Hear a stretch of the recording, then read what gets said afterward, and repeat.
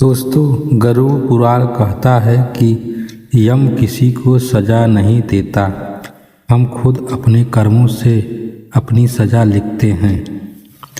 तो चलो आइए हम एक एक कर 28 प्रकार के पीड़ाओं का वर्णन करते हैं। पहला है तामिश्र। जो लोग दूसरों की संपत्ति, अधिकार या मेहनत छीन लेते हैं वे जीवन में अंधे हो जाते हैं और मृत्यु के बाद उन्हें अंधकार में रखा जाता है। यह यातना बताती है कि अन्याय का रास्ता अंधकार की ओर ले जाता है। दूसरा अंधतामिश्र। माता पिता, गुरु और उपकार करने वालों का अपमान करने वाले ज्ञान की रोशनी खो देते हैं। यह अज्ञान और कृतज्ञता की सजा है। रौरव। जो निर्दयी होकर दूसरों को कष्ट देते हैं उन्हें भय और पीड़ा से भरा वातावरण मिलता है। जैसा डर उन्होंने दिया वैसा ही डर उन्हें झेलना पड़ता है। चौथा महारौरव। अत्यधिक क्रूर लोग जो किसी पर दया नहीं करते उन्हें और भी गहरी पीड़ा मिलती है। यह करुणा के अभाव की सजा है। पांचवा कुंभीपाक। जो जीवों की हत्या, मांसाहार में क्रूरता या हिंसा करते हैं उन्हें उबलते कष्ट का अनुभव कराया जाता है। यह अहिंसा के नियम को तोड़ने का फल है। कालसूत्र। धोखा, छल और कपट से धन कमाने वाले सत्य के रास्ते से भटक जाते हैं। यह यातना बताती है कि गलत शॉर्टकट अंत में जलन बनते हैं। सातवां आशीत्रवन। जो धर्म और मर्यादा को छोड़ देते हैं उनके जीवन में ही कांटों भरा हो जाता है। यह आत्मिक पतन का दंड है। आठवां शुकरमुख। रिश्वतखोरी और भ्रष्टाचार से कमाया गया धन मानव को पशु प्रवृत्ति की ओर ले जाता है। यह यातना उसी अपमान का प्रतीक है। नौवां अंधकूप। विश्वासघात करने वाले व्यक्ति समाज से कट जाता है। यह यातना उस अकेलेपन और अंधकार का फल है।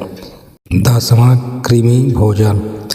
व्यभिचार और वासना में डूबा व्यक्ति अपने आत्मसम्मान को स्वयं खा जाता है। यह आत्मा के पतन का संकेत है। 11वां संदंश। झूठी गवाही और झूठ से किसी का जीवन बर्बाद करने वाले कठोर पीड़ा भोगते हैं। यह असत्य की सजा है। 12वां तप्त लोहमय। जो निर्दोषों को सताते हैं उन्हें उसी तरह मानसिक और शारीरिक जलन सहनी पड़ती है। 13वां सलमनी। अत्यधिक कामवासना मनुष्य को कांटों में उलझा देती है। यह वासना के बंधन का दंड है। 14वां वज्रकंटक। चोरी और विश्वासघात मानव जीवन को निकूले रास्ते पर ले जाते हैं। यह बेईमानी का फल है। वैतरणी। पापों का बोझ लेकर आत्मा कठिन मार्ग से गुजरती है। यह आत्मशुद्धि का कष्टदायक चरण है। पुयोधि। गंदे विचार और कर्म मनुष्य को उसी गंदगी में डुबो देते हैं जैसा सोच वैसा संस्कार। प्राणरोध। जो दूसरों की सांसें छीनते हैं उन्हें जीवन का मूल्य समझाया जाता है। विशेषण। पशुओं पर अत्याचार करने वाले मानवता खो देते हैं। यह करुणा के अभाव की सजा है। लाभभक्ष। लालच कभी तृप्त नहीं होता। यह यातना बताती है कि लालच अंततः खालीपन देता है। साम्यवादन। समाज को धोखा देने वाले सम्मान खो बैठते हैं। यह सामाजिक विश्वास तोड़ने का फल है। अवीची। अहंकार और पाप में डूबा व्यक्ति कभी शांत नहीं पाता। यह अंतहीन गिरावट का प्रतीक है। अयपान। नशा शरीर ही नहीं आत्मा को भी जलाता है। यह आत्मविश्वास की सजा है। क्षारकंदम। झूठा अभिमान मनुष्य को कीचड़ में गिरा देता है।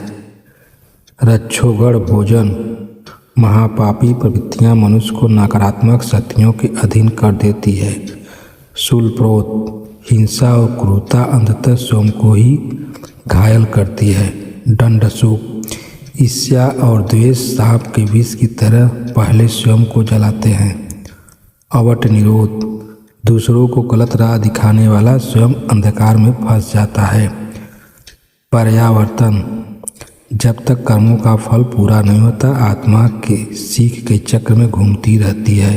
यही कर्म सिद्धांत का आखिरी नियम है। यदि आपको ये वीडियो अच्छी लगी हो तो वीडियो को लाइक और सब्सक्राइब जरूर करें। धन्यवाद।